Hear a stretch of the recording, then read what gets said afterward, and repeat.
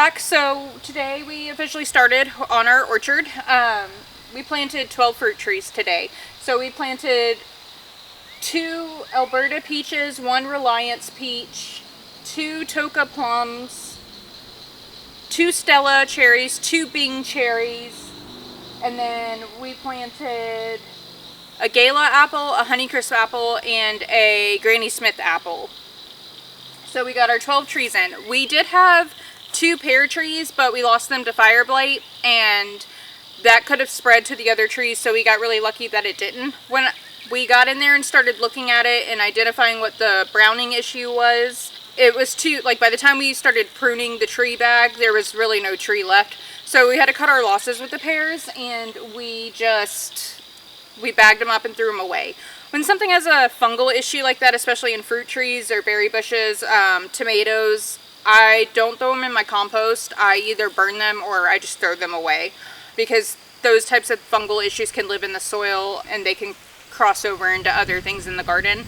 So we will eventually replant some pears, but it was just one of those things where I couldn't save them. And then the research I was doing where it said to use like a copper horticulture spray, you're supposed to do that while the tree is still dormant, so as to not hurt any of the bees or the pollinators, from my understanding. And by the time I started cutting it out, there wasn't really much for me to save. So I'm going to take you guys around. We're going to do sort of a garden tour today. We're going to talk about the trees, my idea for the berries over here. We still have to do some mulching, and we're going to fence this off. We do have deer in our yard, but during the summer they actually kind of stay more in the forest. They don't really come up here. When we see the deer up here, it's more either they're just crossing over the road into the next forest, or in the winter when things get a little scarce, we have some evergreens up here. So I'm still going to fence it off and get it mulched just so nothing gets into them and does any damage, because these things take time to establish, and this was a lot of work and a lot of money. So I'm going to show you guys the orchard, and then we're going to head into the garden. I feel like I don't have much to show you guys. Market is a week out. This coming Friday, May 1st, is when we officially open our market, and really all I'm going to have are plant starts.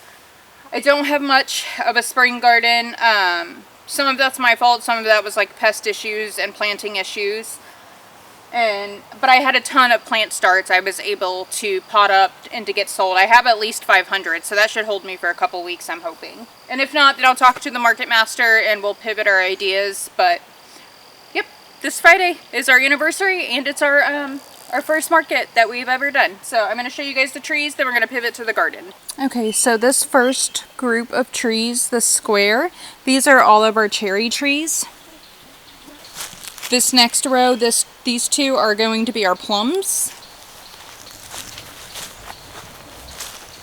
And then this last row are the peaches. The sun's kind of starting to shift, so everything's a little shady, but so I'm hoping we don't get any fruit drop. But we have a couple peaches on this Reliance peach, which is exciting. I'm not expecting to get a huge harvest, but I'm hoping it doesn't stress out and maybe we'll get a couple peaches. These are the plums again, and so I put 1 bed there. I'm going to add another bed right in here between the cherries, and then we'll do our blackberries and our raspberries, and then I'm going to use these nursery pots to up pot our blueberries. I'm just going to put the blueberries in a pot this year and set it in the ground because I didn't want the blueberries over here permanently. And then this is our last row, and these are going to be the apple trees. So this one is a Gala apple. This is our Granny Smith tree. And then this is the Honeycrisp tree. The reason I'm not putting any beds between these 2 rows of trees is because this is the pathway we take to go to our pond. And the thought process, the vision we had is we can pick a snack and go to the pond eventually. So this is kind of the walking path. So that's why the beds are going over there. Okay, so there's the orchard, and then you come across and here's the garden. So it's looking pretty bare right now, and that's because I can't put anything out that's not a cool weather crop yet. So these 2 beds right here are peas. And most of them came up. And they're growing like little weeds. I planted these maybe, I don't know, 2.5, 3 weeks ago. I just direct sowed them. This is another bed of peas. So with these peas, I took the propagations that we did a couple videos ago and I popped them in here. So we have some peppermint coming up. This is our pansy tower. She's a little sad. It got hot today and I forgot to water her. So she'll perk back up. Aren't those just lovely? So this is a bed full of radishes with some onions off to the side bordering it. And then these are the beans we planted. They have grown quite a bit. And I'm happy with the way they're looking. I really need to mulch this bed, especially with the cold snap coming up. And then I have some Japanese giant mustard in here, as well as some mojito mint with the beans. But they are growing very well. I'm very happy with the way this bed is looking. So I'm going to get these mulched and covered just before it gets a little, in case it gets a little too cold, just to protect them. This bed is also beans. We did the square foot method. We planted these together, and then I got like a random calendula plant in there, and then I think there's just some seed onions. I sprinkled some onion seeds, and these are mint propagations we did together. So that's mojito mint. I have a lot of mint this year. We found some really interesting varieties at Abel's. So I have some pineapple mint. This is just your regular mojito mint. This is orange mint, and we have some peppermint. Everything looks a little rough right now. It got a little hot and I forgot to water. And then we have, oh, this is strawberry mint, and this was crazy. This smells just like strawberries, and it tastes like strawberries, and I'm really excited to play around with this mint this summer and to be able to offer that at the market. One of the requests I'm getting a lot of are for herbs and like tea blends. So I think I'm going to be able to make some really interesting mint teas this year with all of the different ones we found from Abel's. So this is our basil tower. We're going to have several of these set up. Right now it looks a little sad. What I did was I planted them and then I chopped them back to a couple nodes to encourage them to bush out, and then so I could get some propagations. So up top we have some purple basil, which is really tiny right now. I started these myself from seed, so they're not quite as big. This next row, for the most part, is some Thai basil. I did tuck a couple nasturtium flowers in here just because I thought it would be pretty, and they're variegated. And then this is just a regular Genovese basil. The next row, this is lemon basil. So the whole row around here is lemon basil, with the exception of we have a couple nasturtiums. I actually need to pinch this one back so it'll branch. I'm going to take quite a bit of that off. I'm going to pinch it back to there. So what I'm trying to get it to do, and you can see this one's kind of doing it, is I'm pinching them back, and then they form these little forks and they branch off, and then the plant gets bushier, which is what I want. So all of this is lemon basil, and then the next one we just have our regular Italian Genovese basil, sweet basil. This one's doing what I want it to do. This one's actually branching off and getting a little bushier. And then the bottom tier we have some lime basil. Oh, there's a bug on my basil. So same thing, lime basil with some nasturtium sprinkled in. I'm going to have several of these basil towers. That's a really popular thing. I've been getting a lot of questions if I will have any different varieties. So the answer is yes, we will be having different varieties. So right here we have 1, 2, 3, 4, 5 varieties. And then I still need to get some cinnamon basil. So we'll have about 6 different varieties of basil when it's all said and done. Now this I have to... These are our cutting snapdragons, our cut flowers. I need to actually add another... I need to add one of these because they're getting really tall and I want them to have support. I don't want to lose any of the branching. I basically did with the snapdragons what I did to our basil. I cut them when they were kind of tall, starting to get a few sets of leaves. I cut them and then they formed these branches. So they're getting really full, and then we should have blooms in probably by June. If not May, by June, I would imagine we'll be able to start offering cut flowers. This entire row that you see going like all the way back is Brussels sprouts. I did lose a few plants to some cutworms, and so what I did was, where I lost the plants, I interplanted some things like onions and, oh well, this onion did not want to stay planted. Pretty much all down here, I interplanted onions, dill, cilantro, and nasturtiums to kind of help with the pest control. I don't spray my food. If I do need to use some type of pesticide, I will try to do things like peppermint oil, neem oil. I will hand pick bugs off, but I do not spray my food.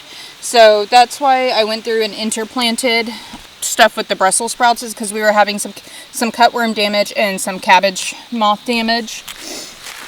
And so periodically, as the onions grow, I just come through, when they're getting chonky and big like this, I just come through and I snip the onion greens down, and that way the scents around the plant. It seems to help. This is our cabbage patch, and a couple sad pieces of kale that are going through some transplant shock. They're going through it right now, but that's okay. The cabbages that I lost to transplant shock, I just went in again with some kale, some onions. This is a row of sweet pea flowers. These are cutting flowers. I thought they were going to vine like regular peas. They seem to be more bushy. So I wasn't expecting that. That's why I have a netting here, but they don't seem to be growing up the netting. They seem to be kind of spreading out. But I'm hoping they will flower soon. So for cabbage, we've got some golden acre cabbage right in here. The purple cabbage that you see right here, this is an Italian heirloom from Baker Creek. I don't remember what it was called, but I only had a few survive, so we'll probably keep these for us. But it's like a sage green with like purple veins in the leaves, and I just thought it was really pretty.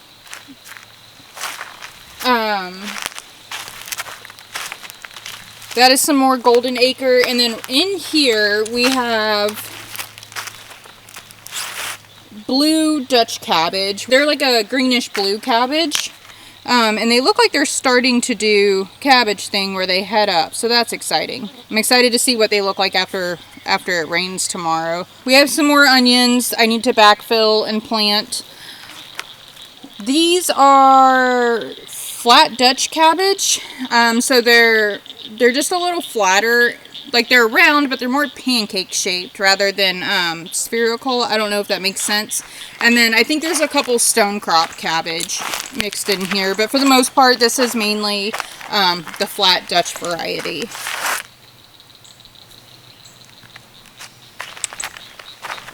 And then again, where I lost the Brussels to some of the pests, I came through and I planted some nasturtiums. There's cilantro in there, but I need to do some weeding. I've got some kale down here. I do have a rosemary plant right there. I'm going to put some sage in here. There's another little nasturtium by the rosemary plant. And then some onions.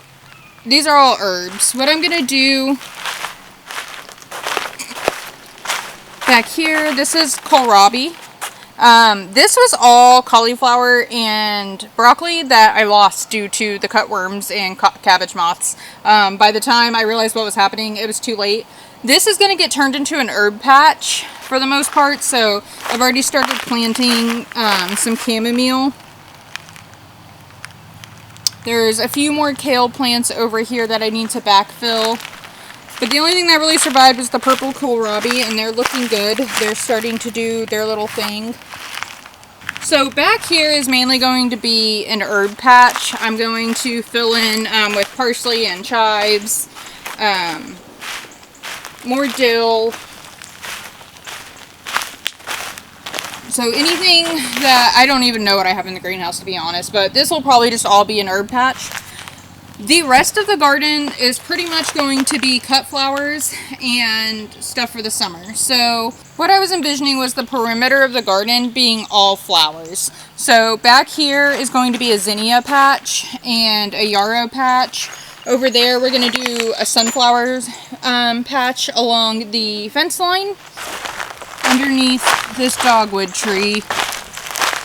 This big orange circle. This was an old stump that we dug out. There's a little bit of it left, but it's really rotted. I have this huge pallet that we got from Tim's job, and we're going to build me like a little sitting area with some posts for clematis to take over. And then over here, we got a couple teepees put together. We're going to do a couple more. This will be pole beans. And then I think the potatoes, I have to put the beds together. We're doing the potatoes in a raised bed this year. The potatoes are going to be over here by our strawberries. And then we have 3 green stalks worth of strawberries. Some did not come up. These were bare root plants. So I will just I'll tuck something in with them. I'll find like a companion plant or something to plant with the strawberries. Yeah, we did Ozark and Honey Eye. And the Honey Eye is actually looking really good. So I think we had about 118 strawberry plants. We probably have about 100. So I think there was about 18 that I counted that didn't come up. Okay, we did something a little different this year. We put the mints in the green stalk water trays. I struggle with mint. Mint will take over and it can be invasive. So I don't like to plant it in the ground, but I feel like I struggle with it in containers. And so I was doing some research and I was reading that it likes shallower containers. So that's why I put them in these green stalk waters. And because they have the holes, so they shouldn't be just sitting in soggy soil. And I thought if they were getting too much sun or looked like they were burning, I can just easily pick these up and move them around the garden. Mint is one of those plants that are supposed to help with pest control. A lot of things don't like the scent, so that's why I have so much of it in my garden. But I bought a lot of it because I know I tend to kill it, and I'm really, really hoping this year I can get a good mint harvest. Then you come out, and here is our very messy greenhouse. My tomatoes have taken off. My tomatillos are trying to bloom. Most of these are cutting flowers. We've got sunflowers, we've got zinnias. Down there are some eggplants and some peppers. These are Cosmo flowers. We've got some parsley. I got another mint, some chives. This is thyme. These are melons I really need to up pot. They're not very happy right now, but I will get them. Some more chives, some more chamomile. That's cilantro. I need to get that in the ground.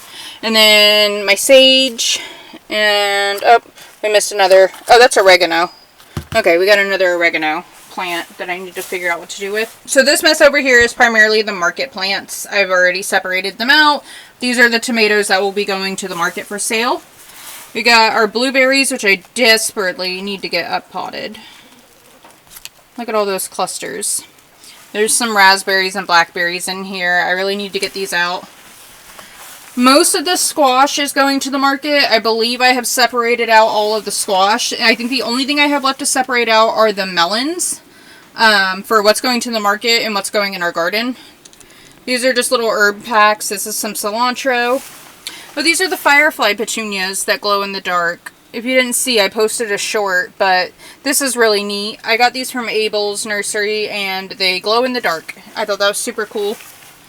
We have some pumpkins and some sunflowers. These are Roselle hibiscus for tea making. And then in here is just, I think these are like daisies or zinnias. Those are sunflowers. We got some more cilantro, some more dill.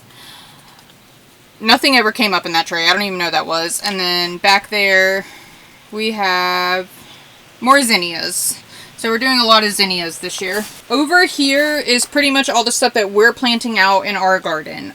So peppers, eggplant, these are our zucchinis, and several squashes. We've got some pumpkins. I cannot find loofahs. I thought we planted loofah gourds, but I cannot find them, so I'm actually going to be starting loofahs.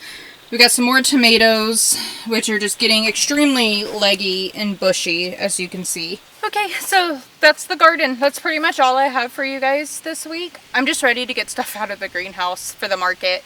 We're still going to be starting seeds in June and July. We're taking about a month and a half break, and then we'll start for the fall garden. Right now, the garden feels very empty, and I kind of had the realization the other day that sometimes we don't recognize growth because it's incremental and not instantaneous, but things are growing. My peas are only like 2.5 weeks old. My snapdragons, when I planted those, they were only a couple inches tall, and now they're almost up to my knee. The Brussels sprouts that are hanging on and didn't get any of the pest pressure are doing fantastic, and the cabbages are starting to head up. And I find that the spring garden is like the hardest garden for me. I'm from Florida, and we just didn't have like spring, not a very prolonged spring, so like the cool period. And up here we have more seasonality than Florida, and I think that's something I'm still really struggling to navigate, because this year we had kind of a warmer spring, but the past 2 years we had very cold and wet springs. This year it's been a little drier, it's been a little warmer. We had 80-degree days in like March, which is abnormal for up here.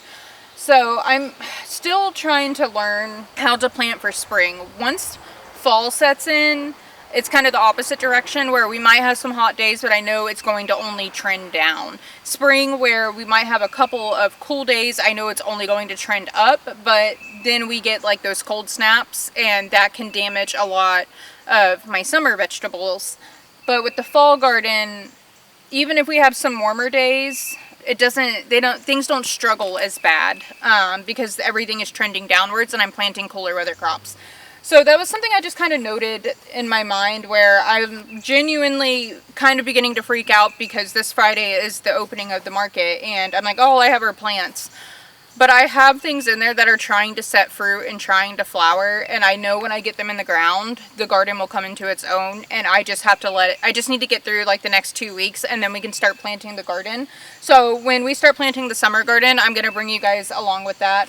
We're still kind of finalizing some plans. We're watching the shade patterns now that everything is filled out, and we are just finalizing some varieties that we want to do. And then I'm just getting a feel from the locals about what they're looking for, and I've had a lot of really good feedback and a lot of good advice for how to navigate some of the issues I've been having, which I'm really thankful for. Everybody has been so kind and so supportive in helping us through this, and it's been a lot of work, and I feel like we've been doing all of this work and I don't have much to show for it. But that was when I realized it's because the growth is incremental and not instantaneous, and I'm not a patient person. And I think the garden is here to teach me patience, but I don't know if I'll ever actually learn that virtue. But until next time, if you need me, I will be in the garden, and hopefully next time we will be out here planting some things together. I will be posting short videos of the market. I will get some footage of that. And yeah, I'm just so glad you guys are here with me. Bye.